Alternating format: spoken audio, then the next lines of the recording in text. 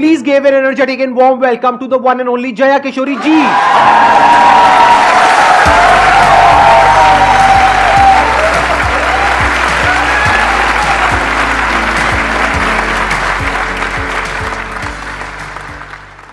इनकी स्माइल में इतनी पॉजिटिविटी है, आई थिंक इनको कुछ बोलने की जरूरत ही नहीं है। अगर ये पूरे सेशन में यहाँ पर सिर्फ बैठ करके स्माइल करती रहे तो आई थिंक ये सेशन बहुत अच्छा हो जाएगा। इनका एक मोटिवेशनल चैनल भी है, इनफैक्ट आपकी कुछ वीडियोस देख करके मैं खुद मोटिवेट हुआ हूँ, and I am not kidding.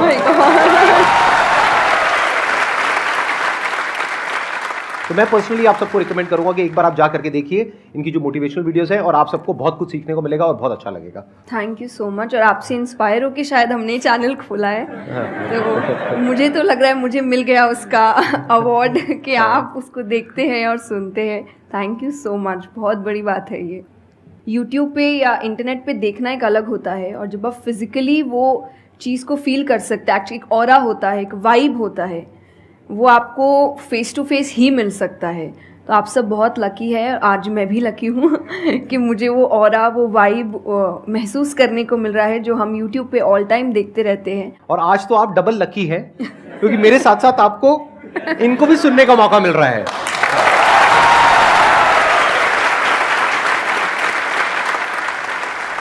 आपके मन में जो भी क्वेश्चंस है, जैसे भी क्वेश्चंस है, आप इनसे पूछ सकते हैं। First of all, thank you very much for giving me this opportunity. I want to ask you कि like आपने ये क्यों चूज किया कि you want to go into spirituality, कि मुझे इस चीज़ में ही जाना है? To be very honest, मैंने चूज़ नहीं किया था, इस स्थान ने मुझे चूज़ किया था, क्योंकि मैंने शुरुआत 6 साल की उम्र से की थी।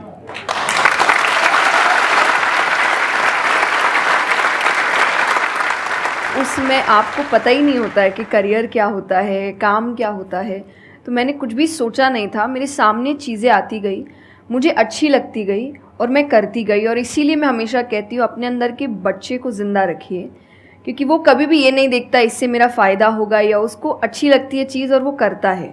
तो मैंने वो बचपने में मुझे वो चीज़ अच्छी लगी और मैंने उसको किया, और फिर अपने आप ही सामने चीज़ें आती गई, चाहे फिर वो भजन आए, फिर कथा आई, मोटिवेशनल सेशंस आए, जो जो सामने आता गया और जो जो मुझे लगा कि मेरे बस की बात है, मैं कर सकती हूँ, वो मैंने किया। और फिर मुझे पता ही नहीं चला कि कब सिचुएशन कहाँ हो गई। जब मुझे समझने का मौका मिला कि चलो कुछ बनते हैं, मैं ऑलरेडी बन चुकी थी।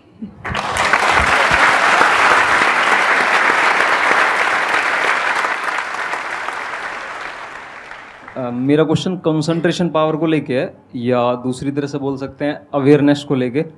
जैसे किसी भी काम पे जो ध्यान लगाने की कैपेबिलिटी होती है वो डिफर करती है पर्सन टू पर्सन। मुझे पूछना था क्या कोई इसका बायोलॉजिकल बेसिस भी है, या सिर्फ प्रैक्टिस पे डिपेंड करता है कि किसी की प्रैक्टिस थोड़ी कम है और किसी की ज़्यादा? कई ऐसे एक्सरसाइजेज है जो आपको हेल्प करती है कंसंट्रेशन के लिए। तो जो मैं एक्सरसाइज फॉलो करती हूँ वो लिसनिंग प्रैक्टिस है, कि मैं सोने से पहले या सुबह उठ के कुछ देर 5 मिनट्स 10 मिनट्स मैं बिल्कुल शांत माहौल में और मैं साउंड सुनने की कोशिश करती हूँ। और ऐसा माना जाता है कि जिस दिन आपको 5 से ज़्यादा साउंड सुनने लग जाएं, और 5 का मतलब हुआ कि ऐसा नहीं कि आपके घर में टीवी और मिक्सी और सब चल रहा है तो आप कहे कि अरे भाई 5 साउंड सुनाई दे दिए, नहीं, जब शांति हो तो वो एक बहुत अच्छी प्रैक्टिस है जो आपके दिमाग को हेल्प करती है किसी एक चीज़ पर ध्यान लगाने के लिए। तो आप ऐसे कंसंट्रेशन पावर के एक्सरसाइजेज होती कर सकते हैं, और जो मैं करती हूँ मैंने आपको बताया, मैं रोज़ करती हूँ। अभी तक मैं 3 से आगे बढ़ी नहीं हूँ, लेकिन आई होप जल्दी 5 आवाज़ों से ज़्यादा सुनाई देने लग जाए।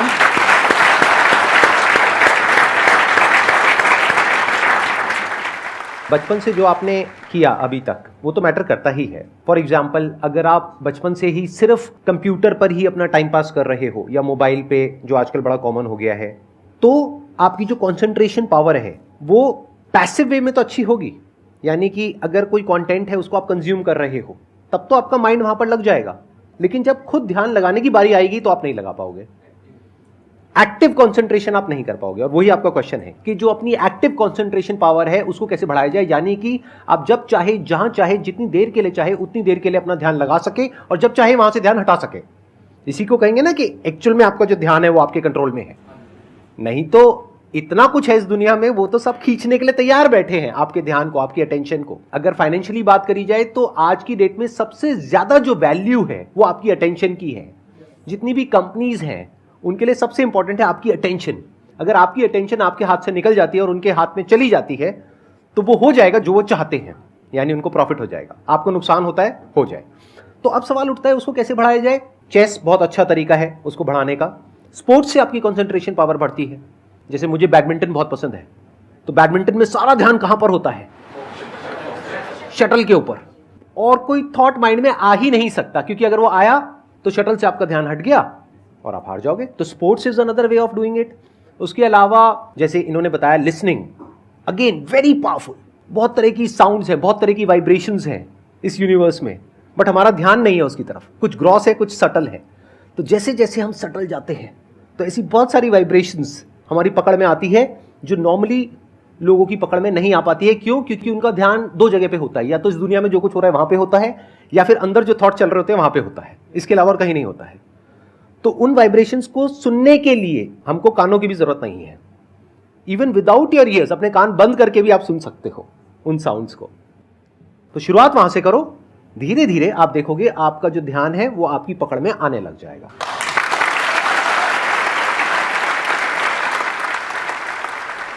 मेरा क्वेश्चन आपसे मतलब दोनों से ही है, वो ये कि हम लोग मतलब आज की सोशल मीडिया वाला ज़माना है तो हम लोग बहुत डिस्ट्रैक्टेड रहते हैं, और जब भी स्पिरिचुअलिटी की बात होती है फैमिली में, फ्रेंड्स में, तो सभी ये कहते हैं कि स्पिरिचुअल अभी होने की ज़रूरत नहीं है, करियर पे ध्यान दो, अभी कौन सा टाइम है, बाद में देख लेना। और हम लोगों के घरों में भी हम देखते हैं। तो मैम ये चीज़ कैसे, मतलब उनको कैसे समझाई जाए कि ये चीज़ कितनी इम्पॉर्टेंट है और उसकी इम्पोर्टेंस क्या है? मेरे हिसाब से, और आई थिंक मेरे क्या पूरी दुनिया के हिसाब से, जो भी स्पिरिचुअलिटी को ठीक से समझता है ये यंग एज प्रोसेस ही है। जैसे अगर आप रिलीजियस वे में भी सुने तो भगवान को हम कुछ भी चढ़ाते हैं वो फ्रेश होता है, प्रसाद है, फूल है, कुछ भी एक दिन दो दिन पहले नहीं होता। तो हम खुद इतने पुराने होके क्यों फिर अपने आप को चढ़ाते हैं? जब आप रिजिड हो चुके हैं, जब आपको आगे कुछ काम खास करना नहीं है, आप रिटायर हो चुके हैं, तब आप उस स्पिरिचुअलिटी का करेंगे क्या? आपकी लाइफ में कोई चैलेंजेस होंगे ही नहीं जब सामना करने के लिए।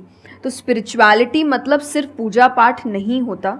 मंत्र, जैसा मैंने लिसनिंग एक्सरसाइज बताई, वैसे ही मंत्र चैंटिंग भी एक बहुत बड़ी एक्सरसाइज है कि आप मंत्रों का उच्चारण करते हैं मेडिटेशन में, क्योंकि जो पावर, जो वाइब्रेशंस वो साउंड रखते हैं वो आई थिंक दुनिया में और कहीं नहीं है।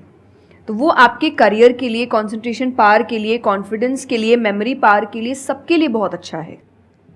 तो आपको यही समझाना है कि आप स्पिरिचुअलिटी का मतलब, एक तो पहले ये पर्सपेक्टिव हटा दें कि हम सब त्याग देंगे, हम सब छोड़ देंगे। ऐसा कुछ भी नहीं होता। गीता जी में स्पिरिचुअलिटी का ज्ञान उसको दिया गया है जिसको आगे जाके राजा बनना है, अर्जुन को।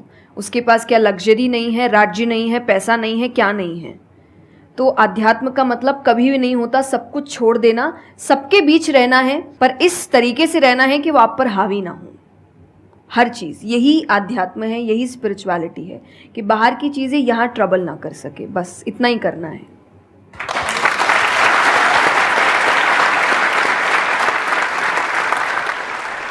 अर्जुन कह रहा है कि क्या मैं सब कुछ छोड़ छाड़ के चला जाऊं? और भगवान कृष्ण उसको क्या बोल रहे हैं कि अभी जो तुम्हें करना है उस पर ध्यान दो। सब कुछ छोड़ना सॉल्यूशन नहीं है। खुद को पहचानो कि तुम क्या हो। जो प्रॉब्लम की पूरी जड़ थी वहां पर वो ये थी कि अर्जुन भूल गया था कुछ देर के लिए कि वो एक्चुअल में कौन है, जैसे हम भूल जाते हैं। तो भगवान उसको याद दिलाने का काम कर रहे हैं कि तुम एक योद्धा हो, तुम्हारा काम है लड़ना धर्म के लिए। तो भगवान उसको वो ज्ञान दे रहे हैं। ऐसे ही अगर आप एक स्टूडेंट हो तो आपका काम क्या है? पढ़ाई करना।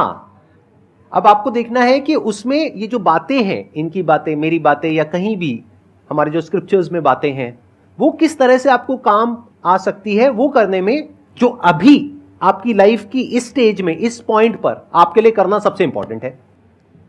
तो स्पिरिचुअलिटी दो तरीके की हो गई। एक वो जो आपको भटका रही है, यानी कि वो लोग जो खुद अच्छे से नहीं समझ पाए स्क्रिप्चर्स को, वो आपको क्या कहेंगे कि सब कुछ छोड़ दो।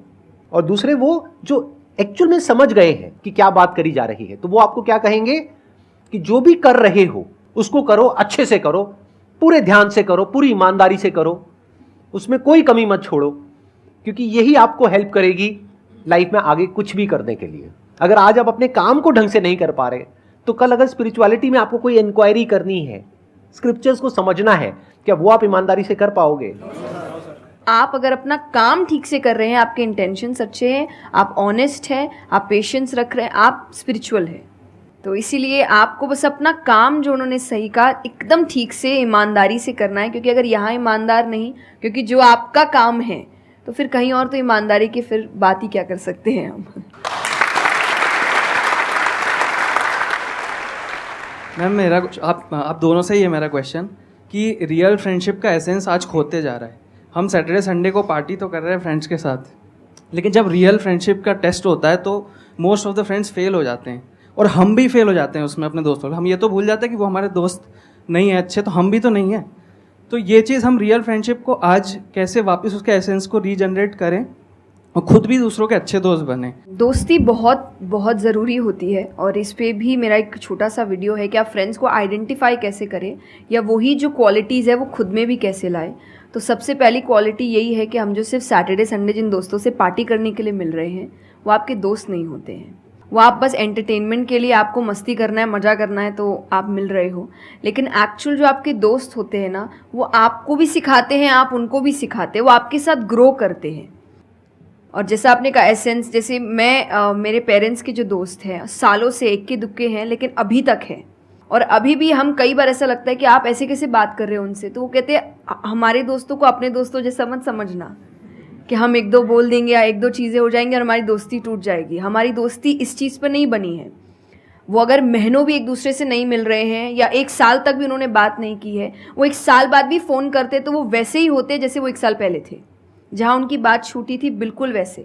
तो सबसे पहली चीज़ कि यही कि ज़रूरी नहीं है आपको अपने दोस्तों से हर एक इंटरवल में मिलना है तभी आपकी दोस्ती कायम रह सकती है, क्योंकि अब लोग आगे बढ़ रहे हैं, बिजी हो रहे हैं, काम कर रहे हैं, दूसरे शहरों में पढ़ने जा रहे हैं। अगर आपकी दोस्ती सिर्फ मिलने मिलाने से और मस्ती करने से, तो वो दोस्ती नहीं है।